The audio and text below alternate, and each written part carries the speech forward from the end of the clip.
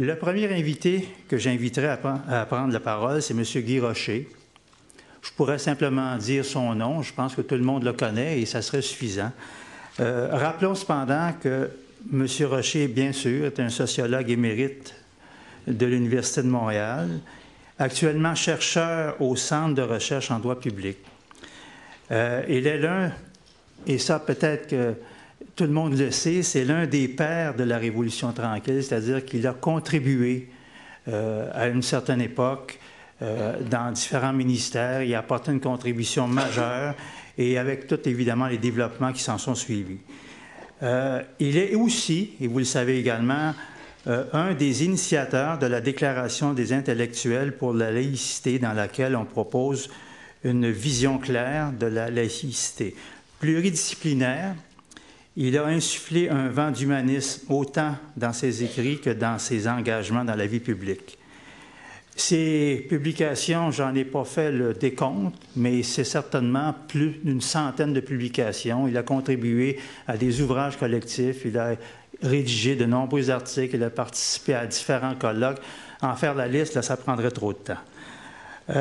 Fidèle à ses convictions, M. Rocher s'inscrit de plein pied dans l'histoire du Québec contemporain, en prenant part activement aux décisions culturelles, sociales et politiques de la société. Il a souvent accepté d'éclairer les différentes problématiques que nous connaissons en matière d'éducation, de culture, de santé et de bien-être public. Sans plus tarder, j'invite M. Rocher à prendre la parole.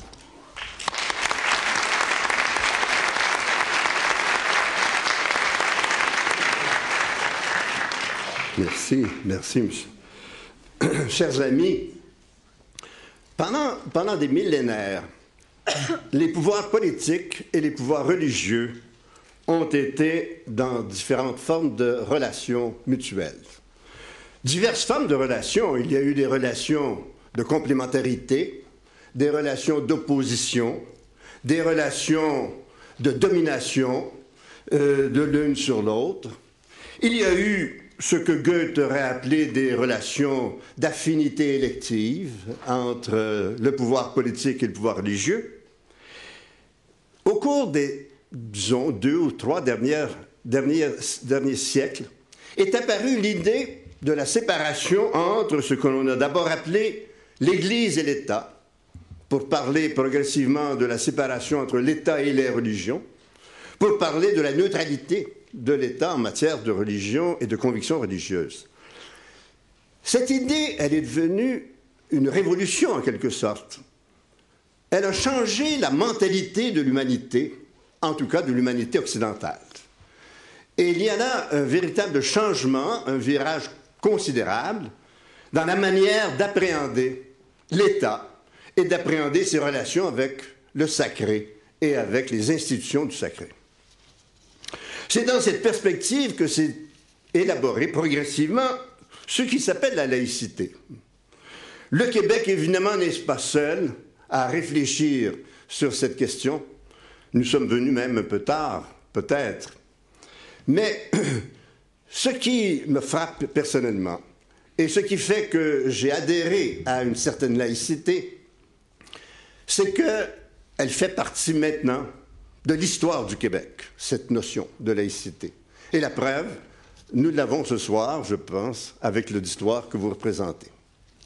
Elle fait partie de l'histoire du Québec et je voudrais vous dire, dans les 12 minutes qui me restent, les 5 raisons pour lesquelles je suis personnellement un tenant de ce que j'appelle la laïcité sans adjectif, c'est-à-dire de la laïcité.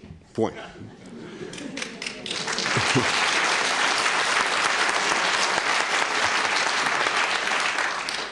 La première raison, c'est qu'elle se situe, cette laïcité, dans le droit chemin de la déconfessionnalisation du Québec, de l'État québécois, des institutions publiques que nous avons connues, que nous avons vécues, que nous avons combattues, pour laquelle nous avons combattu pendant les 40 ou 45, 50 dernières années.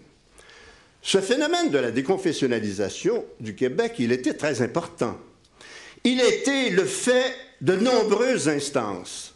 Il a été le fait de l'État québécois, Il a été le fait de l'Église catholique et des Églises protestantes qui y ont participé et qui, à certains moments, s'y sont fortement opposés. Il a été le fait de mouvements dans la société civile. Il a été le fait du mouvement laïque de langue française qui est à l'origine d'une pensée. Je salue ici Jacques Godbout, qui est un des fondateurs de ce mouvement laïque, qui est un d'ailleurs des derniers fondateurs qui sont encore avec nous. Bravo Jacques Godbout.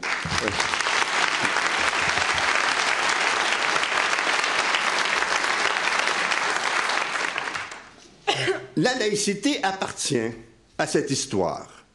Et ce n'est pas la laïcité dite ouverte qui vraiment représente le courant de la déconfessionnalisation. C'est au contraire une laïcité qui prend au sérieux la neutralité de l'État en matière religieuse. Et c'est ce qui est arrivé parce que la déconfessionnalisation, elle s'est produite dans un esprit de justice sociale. Elle s'est produite progressivement dans l'acceptation que la diversité des convictions religieuses et des convictions civiques au Québec exigeait de plus en plus que l'État soit neutre, que les institutions publiques soient neutres, que les écoles publiques deviennent neutres, que les institutions de santé et de services sociaux deviennent neutres. C'est la première raison. La deuxième, qui se raccroche à c'est qu'avec la déconfessionnalisation, nous sommes entrés dans une période de clarté, je dirais, en ce qui concerne la neutralité de l'État. Et nous avons besoin aujourd'hui de cette clarté. Nous avons besoin de cette clarté dans la mesure, justement, où il est important d'affirmer et de bien affirmer les conséquences de ce qui s'appelle la neutralité de l'État et des institutions publiques. Ces conséquences, elles sont considérables et elles vont dans toutes les institutions publiques. Et en ce moment, je trouve que le problème que nous avons, c'est que nous vivons dans un état de flou, d'incertitude et par conséquent de malaise concernant les relations entre l'État et les institutions religieuses et les convictions politiques, et les convictions religieuses. Nous vivons dans un état d'ambiguïté. Et c'est cet état d'ambiguïté, c'est de cet état d'ambiguïté qu'il nous importe de sortir en ce moment. Et la meilleure manière d'en sortir, c'est de réclamer et d'appuyer cette laïcité sans adjectif. C'est une deuxième raison. La troisième raison que j'ai, c'est que, pour moi, le pluralisme dont on parle, la diversité dont on parle en ce moment au Québec, cette diversité, elle appelle le respect de toutes les convictions de la part de ceux qui s'adressent à l'État ou à une des institutions de l'État. Le respect des convictions, je pense que pour moi, c'est le fondement de la neutralité de l'État et c'est le fondement de la laïcité.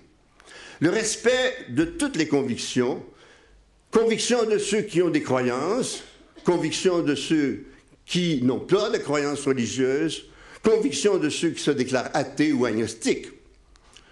Tous, nous avons droit au respect de nos convictions lorsque nous mettons nos enfants dans une école publique, lorsque, comme parents, nous fréquentons l'école publique. Nous avons droit à ce respect lorsque nous fréquentons une institution de santé ou une institution civile. Nous avons droit à ce respect de nos convictions lorsque nous fréquentons une institution publique, que ce soit un bureau ou quel qu'il soit. Et c'est cette valeur fondamentale qui, pour moi, est l'appui de la laïcité. La quatrième raison de cette laïcité, pour laquelle j'adhère à cette laïcité sans adjectif, c'est qu'elle ne fait pas de discrimination. C'est une laïcité qui n'accorde pas de privilèges. C'est une laïcité qui n'accorde pas de droits particuliers. C'est une laïcité qui établit l'égalité pour tous. Et en ce moment, elle peut paraître aller à l'encontre de certains signes religieux, parce que, pour le moment, quand nous réclamons la laïcité, on nous dit que nous nous attaquons à certains signes religieux particuliers surtout ceux qui représentent les convictions islamiques. En réalité, je tiens à dire ceci, c'est que la déconfessionnalisation du Québec, elle s'est faite dans le contexte de la catholicité, dans le contexte d'une société où le protestantisme et le catholicisme étaient dominants. La déconfessionnalisation du Québec, elle ne s'est pas faite contre l'islam.